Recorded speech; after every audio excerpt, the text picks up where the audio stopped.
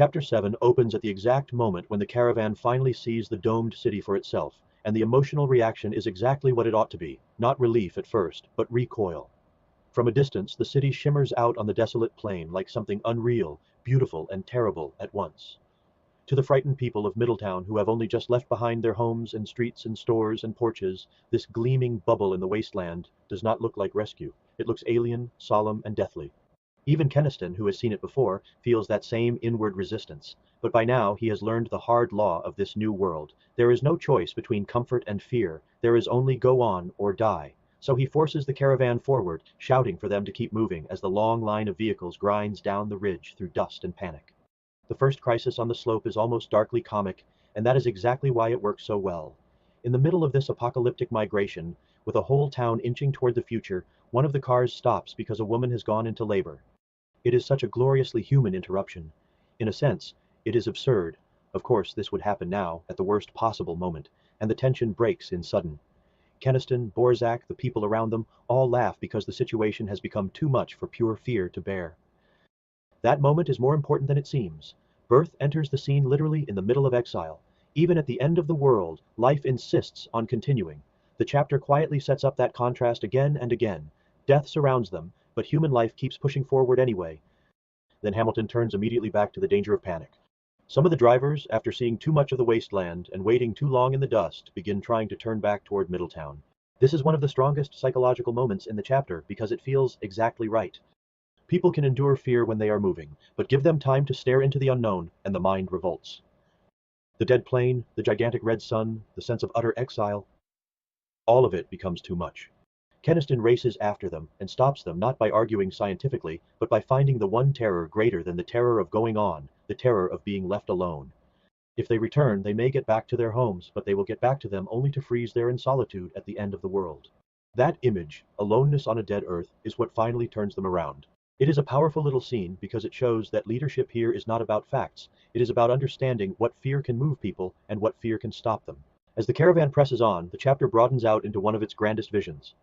Keniston looks across the ochre wasteland and feels the crushing scale of the dead future Earth.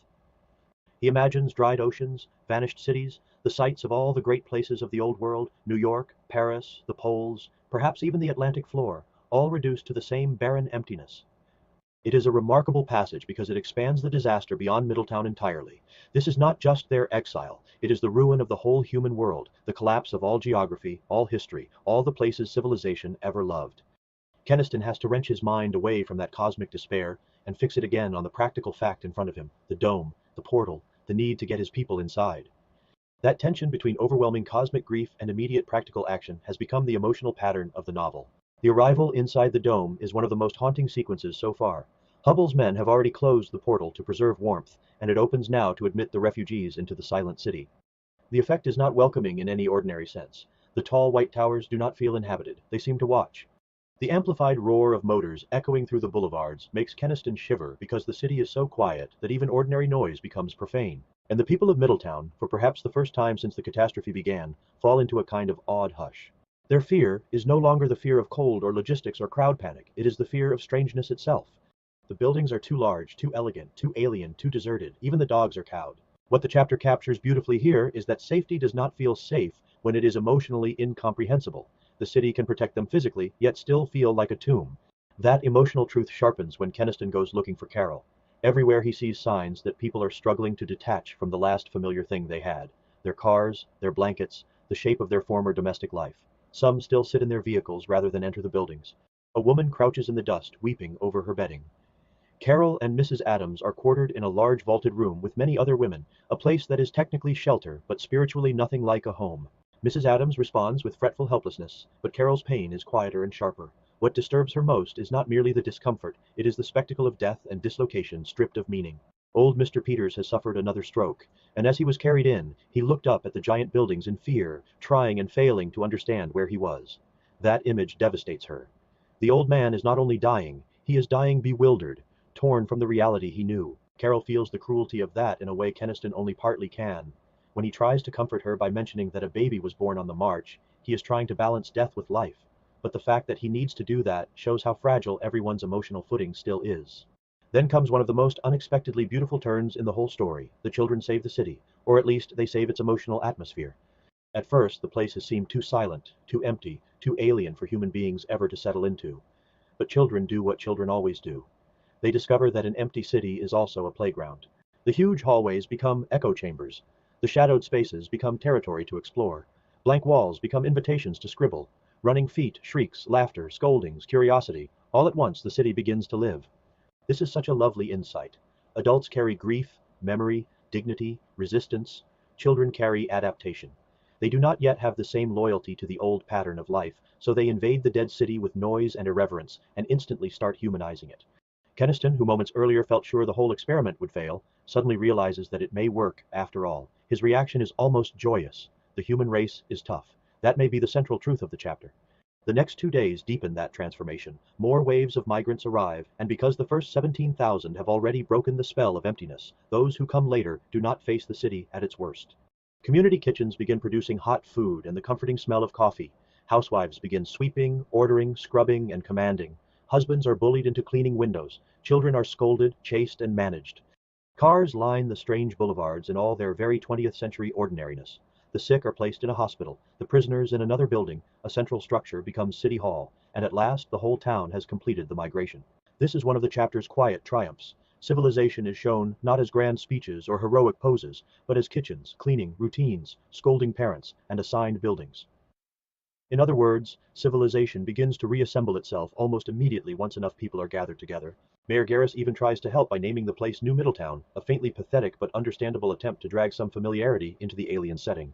The final movement of the chapter turns intimate again, and beautifully so.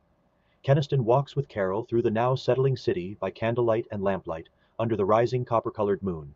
The details are wonderful. A baby crying somewhere in a doorway, dogs barking into the strangeness, a phonograph playing a love song, the white towers seeming almost to gaze down in amazement at the return of human life. Keniston wonders whether a city can remember its former inhabitants. That is one of the chapter's loveliest thoughts.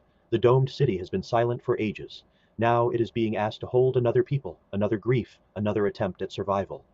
The mood is almost ghostly, but also tender. For a moment the chapter feels like a meditation on what it means for one civilization to inherit the ruins of another. But the chapter does not end in peace.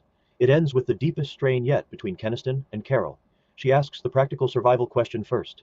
Food, water, how they will live when Middletown's stored supplies run out.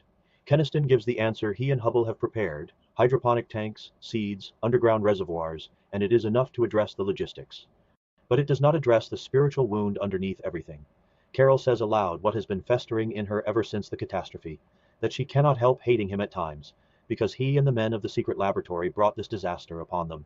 That accusation hits Keniston hard because it is unfair in one sense and painfully true in another. He knows she is making him a scapegoat for the loss of her home, her world, her whole emotional pattern of life. Yet he also knows there is a sting of truth in it. Science did bring this calamity to Middletown. Whether he intended it or not, he is bound up in the cause of her suffering. When she finally breaks down sobbing in his arms, there is reconciliation of a sort, but not resolution. Keniston understands that her resentment will not simply vanish. And that makes the ending one of the strongest so far. Even after the town has found shelter, the real struggle is only beginning. The people may survive the cold, but can love, trust, and identity survive the breaking of an entire world? What makes Chapter 7 so good is that it turns refuge into something much more complex than safety. The dome shelters the body, but it unsettles the soul. The chapter is about panic becoming order, silence becoming noise, emptiness becoming community, and at the same time about grief hardening into blame. It is one of the novel's most human chapters so far because it shows that survival is not just food and shelter. It is adaptation, memory, resentment, domesticity, children's play, and the painful remaking of emotional life in a world that no longer resembles home.